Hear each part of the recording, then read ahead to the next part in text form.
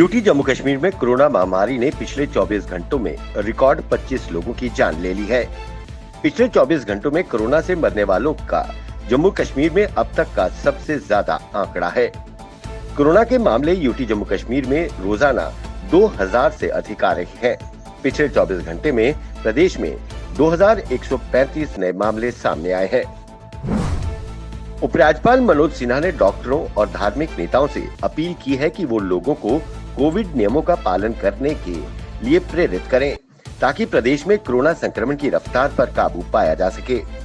वहीं वर्चुअल बैठक में उपराज्यपाल ने सभी अस्पतालों के प्रिंसिपल व अन्य अधिकारियों से भविष्य के लिए किए जा रहे कोरोना इंतजामों पर चर्चा की।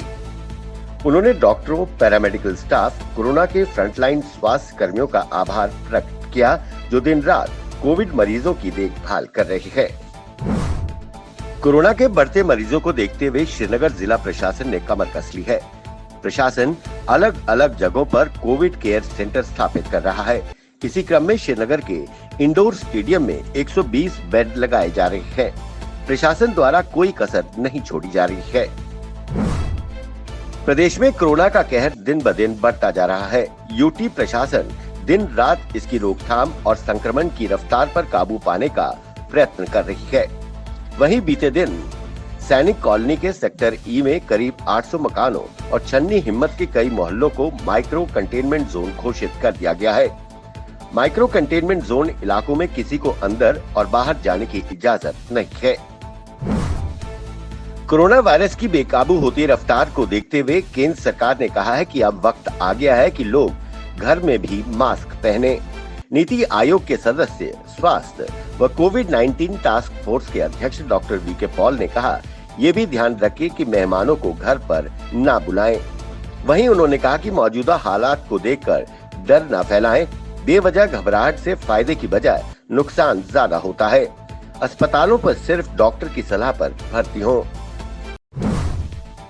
यूटी जम्मू कश्मीर में कोरोना से उपजे हालात के मद्देनजर इस बार दरबार मूव नहीं हो रहा है और जम्मू और श्रीनगर दोनों जगहों पर अधिकारियों की मौजूदगी को सुनिश्चित बनाने के प्रबंध किए गए हैं। श्रीनगर में विभागों के 56 अध्यक्ष या कैंप अध्यक्ष कामकाज को देखेंगे, वहीं जम्मू में 66 विभागों के अध्यक्ष या कैंप अध्यक्ष काम को देखेंगे। लद्दाख के सियाचिन के सब सेक्टर हनीफ में हिमस्खलन की चपेट में आकर पंजाब रेजिमेंट के 2 जवान शहीद हो गए। इसमें कई जवान और पोर्टर फंस गए थे।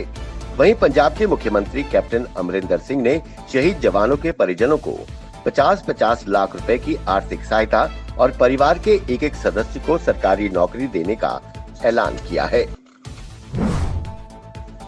कोरोना महामारी की दूसरी लहर से भारत में हालात बद से बदतर होते जा रहे हैं। मौतों का जहां आंकड़ा लगातार बढ़ रहा है, वहीं स्वास्थ्य सेवाओं में बड़े स्तर पर मौजूद खामियां और कमियां सामने आ रही है। सबसे बड़ी कमी ऑक्सीजन की हो रही है, मगर सबसे अहम बात यह है कि देश में ऑक्सीजन के उत्पादन पर्याप्त है, कोई कमी नहीं, परंतु अस्पतालों और मरीजों तक ऑक्सीजन पहुंचाना बड़ी समस्या है। इतने बड़े पैमाने पर ऑक्सीजन पहुंचाने की कोई व्यवस्था नहीं है। अब ट्रेनों और वायुसेना का सहारा लेना पड़ रहा है। देश में कोरोना महामारी का खौफ इस कदर है कि मरीजों की मौत के बाद अपने ही मृत शरीर को छूने से कतराने लगे हैं। ऐसी गंभीर परिस्थिति में पुलिसकर्मी अपनी जान की परवाह न करते हुए मानवता का परिचय दे रही है और मरे हुए मरीजों का अंतिम संस्कार कर रही है।